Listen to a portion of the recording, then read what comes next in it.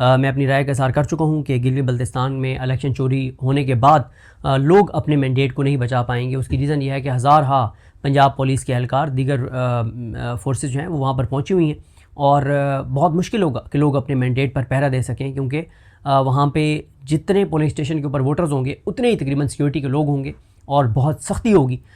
تو ظاہر ہے جب سامنے بندوق ہو تو نہایت لوگ پھر بندوق کا مقابلہ نہیں کر پاتے, تو اس لیے آرام سے الیکشن چوری ہو جائے گا. لیکن اصل معاملہ دوسرا ہے اور وہ اے جے کے کا ہے, کیونکہ اے جے کے اندر واضح طور پہ نظر آ رہا ہے کہ وہ لوگ جس طرح سے متحد ہیں اور 2-3 بار انہوں نے اپنے ٹارگٹس کو اچیو کیا ہے.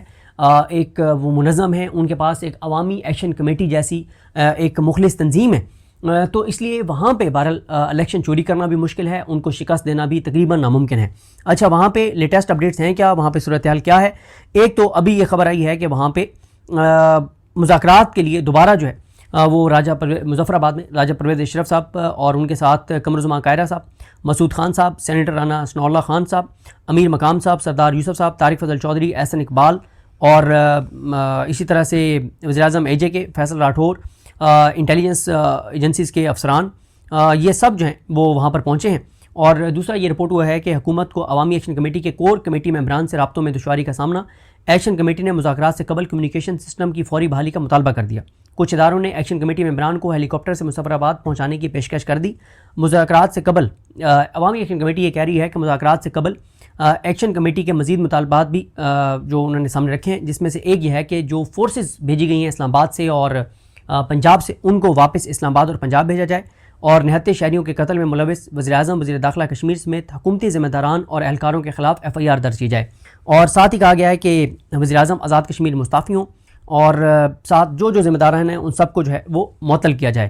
اسی طرح سے کہا گیا ہے کہ ایکشن کمیٹی کے رہنماؤں سینکڑوں اوورسیز کشمیریوں صحافیوں کے خلاف ایف آئی اے کی طرف سے جو ان کے نام سٹاپ لسٹ میں ڈالے گئے ہیں وہ بھی ختم کیا جائے. اچھا, اس کے ساتھ اعلامیہ آیا ہے عوامی ایکشن کمیٹی کا. پھر میں شوکت نواز میر صاحب کا آپ کو اعلان بھی بتاتا ہوں.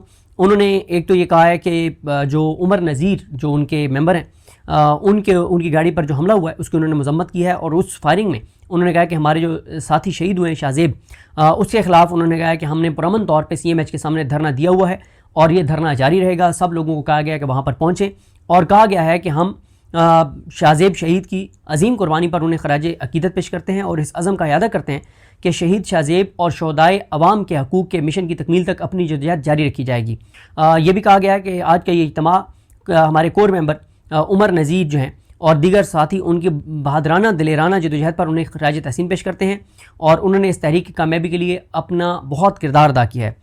یہ بھی کہا گیا کہ آج کا یہ جو کیونکہ وہاں پہ اجتماع ہے اس نے یہ اعلامیہ جاری کیا ہے عوامی ایکشن کمیٹی کا. انہوں نے کہا کہ آج کا یہ عوامی اجتماع کٹ پتلی اسمبلی پر مکمل عدم اعتماد کا اظہار کرتا ہے, جنہوں نے عوام کی جمہوری اور معاشی حقوق کے مطالبات جو معاہدہ ہونے کے باوجود اس پر عمل نہیں کیا, اور بلکہ انہوں نے باہر سے فورسز کو بلا لیا ہے. اور یہ جو 53 جو اراکین اسمبلی ہیں یہ بدترین ٹولہ ہے اور گروہ ہے اور یہ عوام دشمن ہے.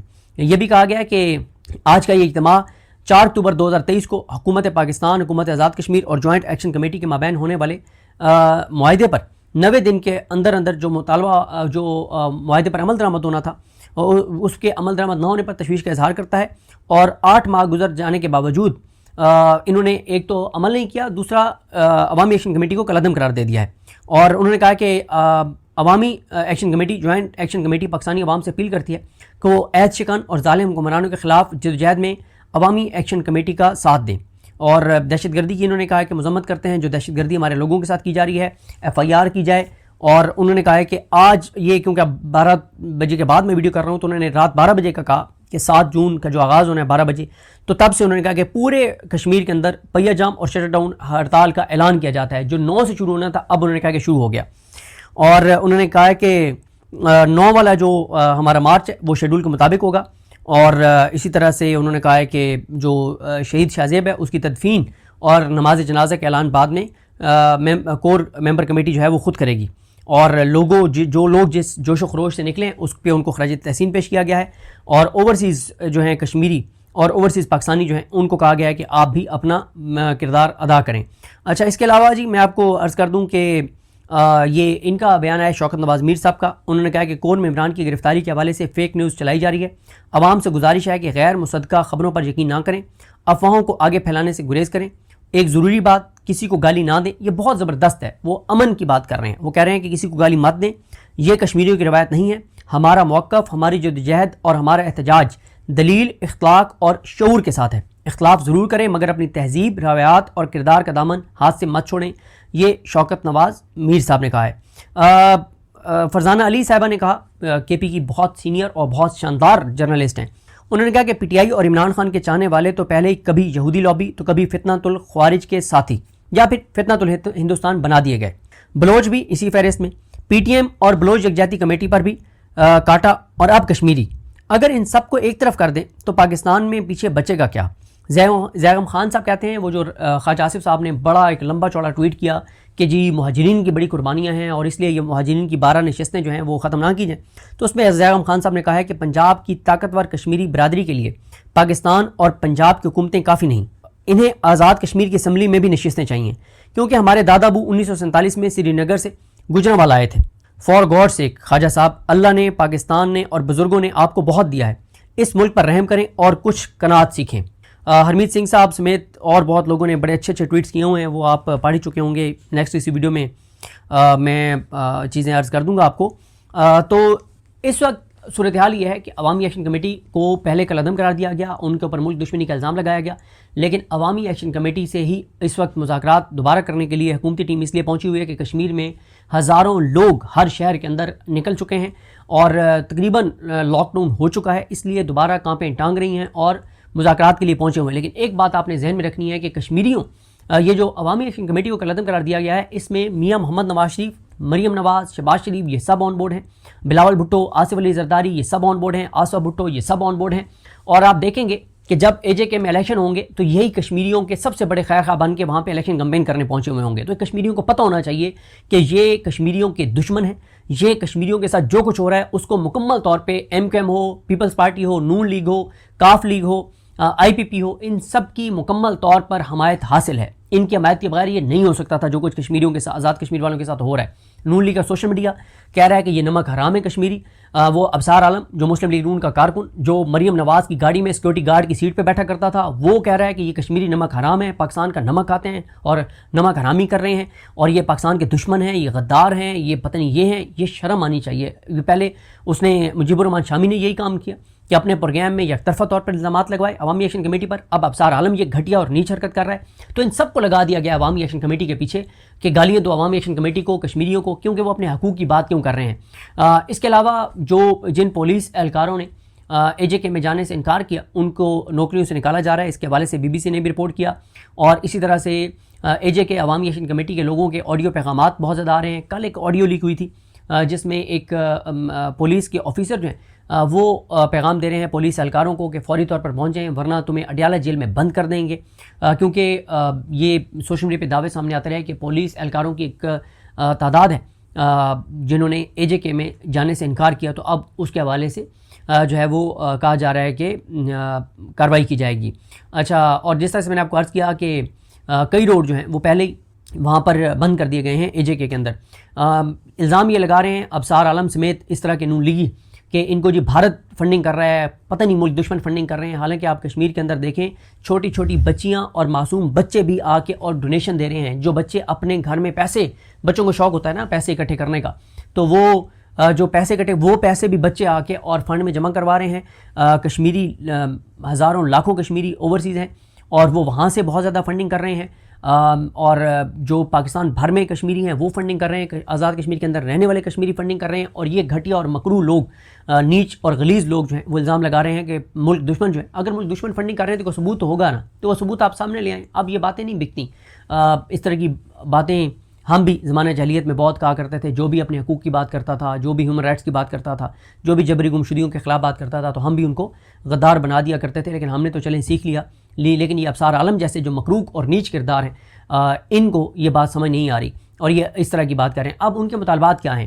وہ معیاری آٹے کی بات کر رہے ہیں, وہ ایم آر آئی ہسپتالوں میں ایم آر آئی اور سی ٹی اسکین مشینوں کی بات کر رہے ہیں, وہ موبائل سروس وہاں پر بہتر کرنے کی بات کر رہے ہیں, وہ جابس کی بات کر رہے ہیں, وہ وہاں پہ کرپشن کو روکنے کی بات کر رہے ہیں, وہ شفاف الیکشن کی بات کر رہے ہیں, وہ معیاری تعلیم کی بات کر رہے ہیں, وہ صحت کارڈ کی بات کر رہے ہیں, وہ سڑکوں کی بحالی کی بات کر رہے ہیں, وہ پلوں کی تعمیر کی بات کر رہے ہیں. یہ ان کے ٹوٹل مطالبات ہیں اور یہ ان کی مطالبہ بالکل ٹھیک ہے کہ آپ جو 12 سیٹیں ہیں جو پاکستان بھر میں جو 1000 ووٹوں سے رکن اسمبلی بن جاتا ہے، وہ میں آپ کو وجہ بتا چکا ہوں کہ یہ اس لیے ہے 12 سیٹیں کہ 12 سیٹیں یہ 3 اس کے اوپر مخصوص نشستیں، 15 سیٹیں جیب میں آ گئیں، باقی 33 پہ کے اوپر الیکشن ہونا ہے، تو وہاں سے کچھ چیزیں مینیج کر کے اور آرام سے حکومت بنا لیں گے۔ اس بار مسئلہ الیکشن میں یہی ہے کہ آزاد کشمیر کے لوگ الیکشن چوری نہیں ہونے دیں گے، اس لیے یہ 15 سیٹیں باروں بار ضروری چاہیے نون لیگ اور پیپلز پارٹی کو مسلط کرنے کے لیے۔ آگے ایک اور ایشو پر بات کرنی ہے۔ میں نے اپنی ویڈیو میں ایک بات کی تھی جس میں میں نے کہا تھا کہ اوورسیز پاکستانیوں کی جو تنظیمیں ہیں وہ مؤثر اس طرح سے اب پروٹیسٹ نہیں کر رہی، اور میں نے سوالات اٹھائے تھے جو برکی صاحب ہیں، سجاد برکی صاحب، ان کے کردار کے اوپر، اور وہ جس طرح سے الیکشن کروا رہے ہیں اس کے اوپر مجھے بہت لوگوں کی کالز آئیں، دونوں طرف سے آئیں۔ برکی صاحب کے جو حامی ہیں ان کی بھی کالز آئیں، جو برکی صاحب کے پروسیس پہ سوالات اٹھاتے ہیں ان کی بھی کالز آئیں۔ میں ساری چیز آپ کے سامنے رکھ دیتا ہوں کہ میں بہت سے لوگوں سے بات کرنے کے بعد میرا کیا موقف ہے۔ دیکھیں، ایک تو یہ ہے کہ میں نے جو بات کی تھی اس کو غلط کچھ رنگ دینے کی کوشش کی گئی۔ مثلا میں نے یہ بالکل نہیں کہا کہ اوورسیز پاکستانی اب کچھ کر نہیں رہے۔ دیکھیں، ایک ہے اوورسیز پاکستانی 99% عمران خان کے ساتھ ہیں۔ یہ اوورسیز پاکستانی ہی ہیں جن کے ریمیٹنسز پہ آج ملک چل رہا ہے۔ اگر یہ اوورسیز پاکستانیوں کے 40-42 ارب ڈالر کے ریمیٹنسز نہ ہوں تو پاکستان تو معاشی طور پہ کولیپس کر جائے۔ تو اوورسیز پاکستانی چاہے پی ٹی آئی کے حامی ہوں یا پی ٹی آئی کے اگینسٹ ہوں، عمران خان کے حامی ہوں یا عمران خان کے مخالف ہوں، یہ اوورسیز پاکستانی جو ہے وہ پاکستان کے بارے میں ہر وقت سوچتے ہیں، پاکستان کے ساتھ مخلص ہیں، اور جو پرو عمران خان ہیں وہ جتنا وہ کر سکتے تھے انہوں نے کیا ہے، اور اب بھی جو وہ کر سکتے ہیں وہ کرتے ہیں۔ لیکن اچھا، دوسرا کہا گیا کہ میں نے شاید اسپیسیفکلی جو یو کے کی تنظیم ہے جو اب ایکس ہو چکے ہیں، جو سابق ہو چکے ہیں، میں نے ان کے حوالے سے جو بات کی ہے، میں نے ان پہ تنقید کی ہے، تو اس کے حوالے سے میں بتا دوں کہ ایسا نہیں ہے کہ میں کوئی جو وہاں پہ یو کے کی تنظیم ابھی جو تھی ان کے حوالے سے میں نے بات کی ہے، نہیں۔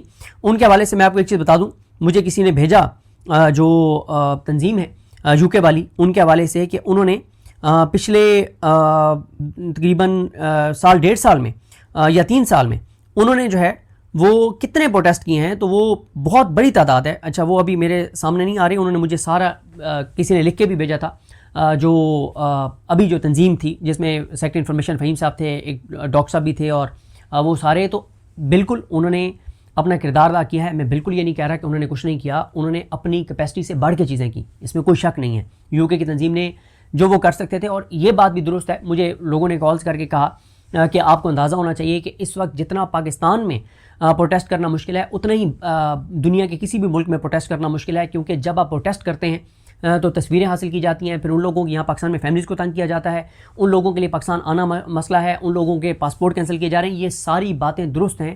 تو میں نے یہ کہیں بھی نہیں کہا اسپیسیفکلی کہ یو کے کی جو تنظیم رہی ہے انہوں نے کچھ نہیں کیا، یا میں نے یہ کہا کہ اوورسیز پاکستانیوں نے کچھ نہیں کیا۔ نو ڈاؤٹ اوورسیز پاکستانیوں نے بہت کچھ کیا۔ اب آتے ہیں اس بات کے اوپر، جو الیکشن ہے اس کے اوپر میری نا بہت سے لوگوں سے بات ہوئی۔ اچھا، کچھ لوگوں نے جو کچھ ملکوں میں الیکشن ہوئے اس کے اوپر انہوں نے اپنی شکایات ریٹن برکی صاحب کو بھیجی ہوئی ہیں کہ یہ ہمارے تحفظات ہیں۔ کچھ لوگوں میں جنہوں نے جو اس جتنے بھی الیکشنز ہوئے ہیں جو اس کو سپورٹ کر رہے ہیں، وہ کہتے ہیں کہ ٹھیک ہوئے ہیں، ان کا یہ دعویٰ ہے کہ دیکھیں اس وقت جو ممبرشپ حاصل کرنے کے لیے کوئی بھی اپنا آئی ڈی کارڈ بھی دینے کو تیار نہیں ہے کہ ہمارا ڈیٹا نہ آ جائے کہ ہم پی ٹی آئی کے ممبر ہیں اور ہمارے لیے مسئلہ نہ ہو پاکستان میں۔ انہوں نے کہا اتنے زیادہ خوف ہے باہر بھی۔ دوسرا انہوں نے کہا کہ مسئلہ یہ ہے کہ یہ ہر ملک میں یہ ہوتا ہے کہ جس نے الیکشن لڑنا ہوتا ہے وہ وہاں پہ ممبرشپ کروا رہا ہوتا ہے، اور کئی بار ان کی ممبرشپ فیس بھی وہ پے کر رہا ہوتا ہے جس گروپ نے الیکشن لڑنا ہوتا ہے۔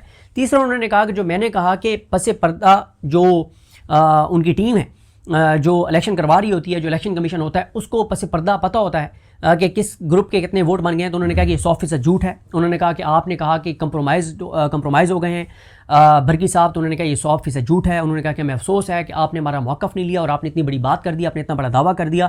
اور انہوں نے مجھے کہا کہ مسئلہ یہ ہے کہ جو گروپ ممبرشپ کروا رہا ہوتا ہے اس کے پاس اپنے ممبر کا کیونکہ ممبرشپ نمبر ہوتا ہے، تو اس کو پتہ ہوتا ہے کہ اگر مثال دے رہا ہوں کہ 250 ووٹ بن چکے ہیں، تو اسے پتہ ہے کہ یار میں نے جو ووٹ بنوائے ہیں، کیونکہ اگر اس کا 251واں نمبر ہے تو اسے پتہ ہے کہ یہ 251واں جو ووٹ ہے وہ تو میں نے بنوایا ہے، تو اس کا مطلب ہے 250 پہلے بن چکے ہیں۔ تو 250 میں سے اس گروپ کو پتہ ہوتا ہے کہ میں نے تو 100 بنوائے ہیں اور یہ 101واں تھا، تو اس کا مطلب ہے کہ دوسرے گروپ کے پھر 150 ووٹ بن چکے ہیں.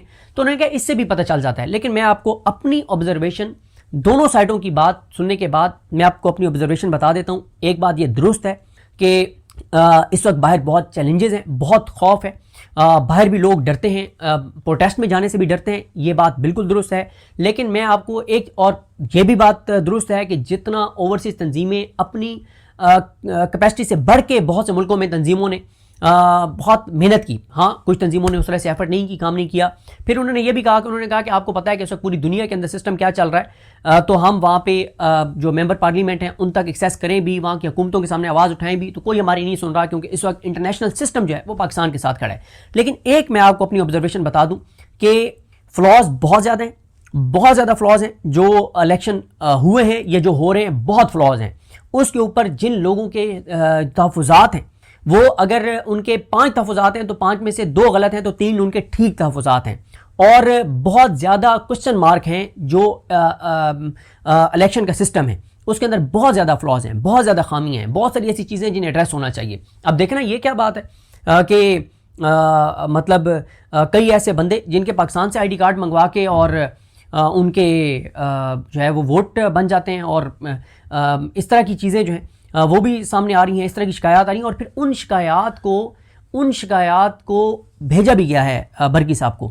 تو میں صرف یہ کہوں گا کہ یہ جو سسٹم ہے, جو شکایات ہیں, اس کے اوپر بالکل ان کو ایک آزادانہ ایک کمیشن بنانا چاہیے, ایک آزادانہ ٹیم بنانی چاہیے. یہاں پہ جو بھی اوورسیز چیپٹر کو یہاں سے کوآرڈینیٹ کر رہا ہے پاکستان سے, ان کو یہ چیزیں دیکھنی چاہیے, جو شکایات ہیں ان کو ایڈریس ہونا چاہیے.